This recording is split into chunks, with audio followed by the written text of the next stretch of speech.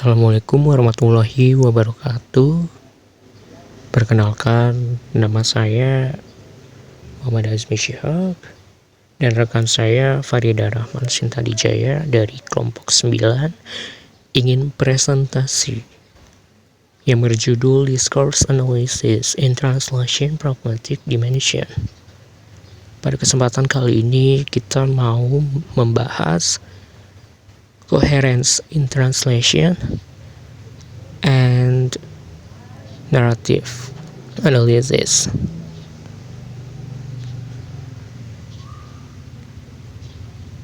Latar belakangi, dalam konteks global, terjemahan memainkan peran penting untuk komunikasi lintas budaya. Coherence in translation memastikan teks terjemahan logis dan sesuai konteks, sementara narrative analysis and translation menjaga esensi cerita melalui analisis struktur dan elemen naratif.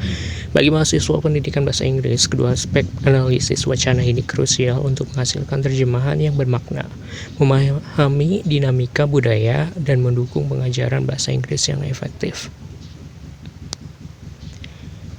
Adapun rumusan masalahnya, bagaimana penerjemah dapat mencapai coherence dalam terjemahan teks naratif dengan mempertimbangkan perbedaan budaya dan struktur bahasa antara bahasa sumber dan sasaran? Apa strategi yang efektif untuk mengadaptasi elemen naratif seperti alur cerita dan sudut pandang agar tetap relevan dan bermakna bagi audiens bahasa sasaran tanpa kehilangan esensi narasi asli? Adapun tujuannya, mengembangkan keterampilan terjemahan yang koheren dan kontekstual, memahami dan mengadaptasi elemen naratif dalam terjemahan, meningkatkan kemampuan analisis wacana untuk pengajaran bahasa. Pengertian coherence in translation. Coherence adalah keterkaitan logis dan kejelasan makna dalam teks terjemahan, membuat teks mengalir alami sesuai konteks budaya dan bahasa sasaran. Berbeda dengan cohesion atau kata sambung, coherence fokus pada pemahaman keseluruhan. Pentingnya coherence dalam terjemahan, menyampaikan maksud penulis asli secara akurat, meningkatkan keterbacaan teks, menghindari kebingungan atau salah tafsir. Faktor yang mempengaruhi coherence, konteks budaya, norma budaya, bahasa sumber dan sasaran. Struktur teks, organisasi ide dan paragraf, pengetahuan bersama asumsi pembaca sasaran, dan tujuan komunikatif, yaitu informatif, persuasif, atau ekspresif. Strategi mencapai coherence dalam terjemahan. Yang pertama itu ada adaptasi konteks, sesuai idiom atau referensi budaya, contoh barking up the wrong tree, salah sasaran. Yang kedua, restrukturisasi kalimat, ubah sintaksis agar alami. 3. Eksplikasi atau implikasi, tambah atau kurangi detail sesuai konteks. Pemilihan kata, gunakan diksi sesuai register, formal atau informal. Yang terakhir, hubungan logis, gunakan konektor atau untuk menjelaskan sebab akibat. Adapun tantangan dalam menjaga coherence. Pertama, perbedaan struktur bahasa Inggris versus Indonesia. Yang kedua, ambiguitas teks sumber.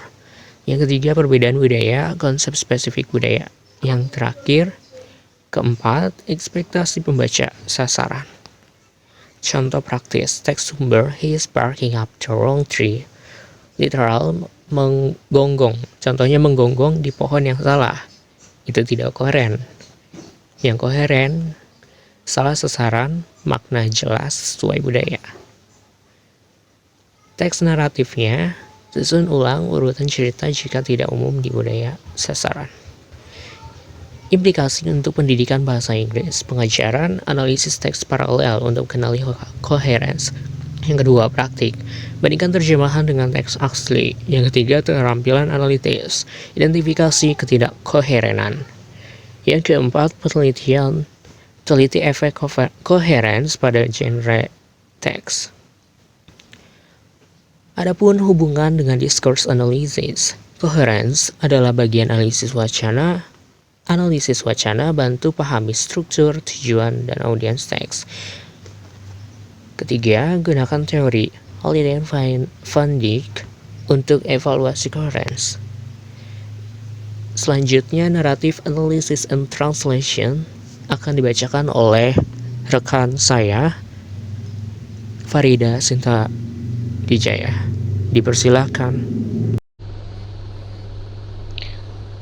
Terima kasih Azmi. Halo teman-teman dan Pak Andi. Saya Farida akan melanjutkan materi presentasi selanjutnya, yaitu Analisis Narrative and Translation, atau dalam bahasa Indonesia analisis naratif dan penerjemahan. Menurut referensi yang sudah dicari, analisis naratif yaitu pendekatan dalam analisis wacana yang mempelajari struktur, fungsi, dan makna narasi dalam teks, termasuk bagaimana cerita itu disusun dan disampaikan. Analisis naratif membantu penerjemah memahami elemen naratif seperti plot, karakter, sudut pandang, dan waktu, yang mana berguna agar esensi cerita sesuai dengan terjemahannya. Pentingnya analisis naratif dalam terjemahan apa sih? Yang pertama ada persepsi cerita itu tetap menarik, logis, dan bermakna bagi audiens. Terus yang kedua, membantu penerjemah mengidentifikasi elemen kunci mana yang harus dipertahankan atau diadaptasi. Yang ketiga, membantu interaksi tujuan komunikatif teks naratif itu tersampaikan kepada audiens. Misalnya naratif teksnya bertujuan untuk menghibur, mendidik, atau mempersuasi. Terus di sini ada beberapa elemen kunci dalam analisis narasi. Yang pertama ada struktur naratif. Itu isinya ada alur cerita, alur tengah, alur awal atau alur akhir. Terus ada klimaks dan resolusi. Yang kedua ada karakter. Karakter isinya ada peran dan motivasi dalam cerita. Lalu yang ketiga ada sudut pandang. Sudut pandang itu ada orang pertama, orang ketiga, atau omniscient, atau biasa disebut itu maha tahu. Terus yang keempat itu ada setting atau konteks. Isinya itu ada latar waktu, latar tempat, dan budaya. Lalu yang kelima ada tema dan pesan. Tema dan pesan itu ide utama atau nilai yang akan disampaikan dalam narasi. Yang terakhir ada penanda waktu. Penanda waktu itu urutan peristiwa atau penggunaan tenses dalam narasi teks. Lalu di sini ada peran analisis naratif dalam proses terjemahan. Perannya apa? Yang pertama, mengidentifikasi struktur naratif. Jadi penerjemah menganalisis bagaimana cerita itu disusun di sebuah teks dan menentukan struktur apa yang perlu diadaptasi. Terus yang kedua ada memahami konteks budaya, yaitu penerjemah mengidentifikasi unsur budaya dalam narasi. Misalnya ada simbol-simbol tertentu atau tradisi-tradisi, konteks tradisi tertentu yang mungkin perlu dijelaskan atau diganti agar audiens itu paham. Terus yang ketiga menjaga suara naratif, memutar ulang sudut pandang dan gaya penuturan konsisten dalam terjemahannya. Yang keempat ada mengadaptasi tema, menyesuaikan pesan atau nilai agar tetap relevan tanpa mengubah inti narasi. Lalu di sini ada strategi terjemahannya. Strategi terjemahan berbasis analisis naratif. Yang pertama itu mengganti referensi budaya. Contohnya Thanksgiving dinner diadaptasi menjadi makan malam keluarga dalam konteks bahasa Indonesia. Yang kedua, menyesuaikan urutan cerita. Misalnya mengubah alur cerita menjadi alur linier di beberapa negara. Yang ketiga, menyesuaikan diksi dan nada agar sesuai dengan karakter atau sudut pandangnya. Contoh, memakai bahasa sederhana dan imajinatif pada karakter anak-anak. Lalu yang keempat, menambahkan penjelasan untuk konteks asing bagi pembaca. Contohnya menjelaskan latar festival negara Cina kepada pembaca negara Amerika. Lalu yang kelima ada pertentangan dampak emosional itu tercapai. Misalnya menyampaikan dampak emosionalnya itu ketika baca itu ada tegang atau humor. Lalu ada tantangan dalam terjemahan naratif. Yang pertama itu perbedaan alur atau gaya bercerita suatu budaya. Itu kan tantangan ya. Jadi cerita barat itu lebih sering fokus pada individu, sedangkan cerita Asia lebih kolektif. Lalu yang kedua, elemen naratifnya itu idiom atau simbol budaya, misalnya tidak memiliki padanan langsung. Lalu yang ketiga ada perbedaan struktur bahasa. Perbedaan struktur bahasa dapat meningkatkan narasi orang pertama dalam menerjemahkan sudut pandang cerita. Terus tantangan yang terakhir itu menjaga esensi naratif atau narasi tetap relevan bagi audiens baru.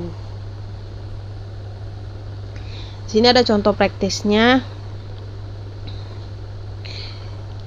Misalnya pohon ek tua berdiri sebagai saksi bisu kisah cinta mereka. Atau dalam bahasa Inggrisnya itu the old oak tree stood as a silent witness to their love story. Kalau terjemahan literalnya itu kan pohon ek tua berdiri sebagai saksi bisu kisah cinta mereka. Itu kurang koheren. Jika pohon ek itu kan nggak semua orang itu kenal ya atau tahu. Jadi terjemahan naratifnya itu diganti supaya koheren menjadi pohon tua itu menjadi saksi bisu kisah cinta mereka.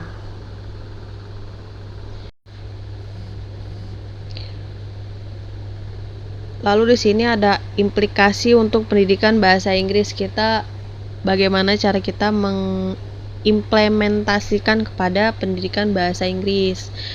Pertama itu dalam konteks pengajaran, kita mengajarkan siswa menganalitis elemen naratif pada teks. Lalu yang kedua ada praktik terjemah. Kita memberikan latihan menerjemahkan cerita pendek atau fabel. Lalu yang ketiga ada keterampilan analitis.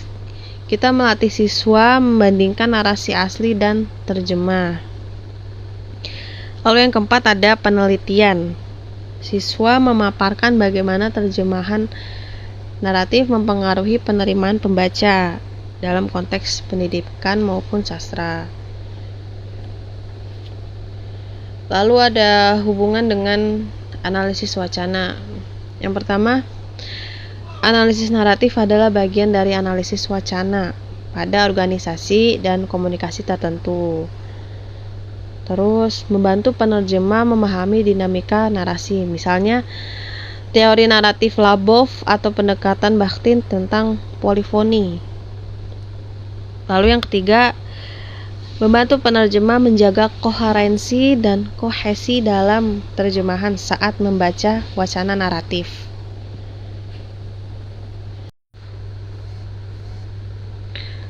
Oke teman-teman dan Pak Handi, dari kedua materi yang sudah kami sampaikan, kesimpulannya dari kami yaitu dalam analisis wacana, koherensi dan analisis naratif merupakan dua elemen kunci yang menghasilkan terjemahan yang efektif. Koherensi atau coherence dalam penerjemahan memastikan aliran logistik dan pemahaman teks sesuai dengan makna aslinya, serta memperhatikan konteks budaya dan linguistik. Sedangkan analisis naratif dan penerjemahan fokus terhadap pemahaman dan pemeliharaan struktur, karakter, dan tema dalam narasi, agar audiens atau pembaca memahami maksud atau makna teks sesuai dengan ceritanya atau sesuai dengan terjemahannya. Kolaborasi kedua pendekatan ini menghasilkan terjemahan yang tidak hanya akurat secara linguistik, tetapi juga menarik dan bermakna bagi pembaca, serta mempertahankan esensi pesan dan daya tarik teks naratif. Sekian dari kelompok 9. Saya Farida Rahman Sinta Dijaya dan rekan saya Muhammad Azmi Sihak. Wassalamualaikum warahmatullahi wabarakatuh.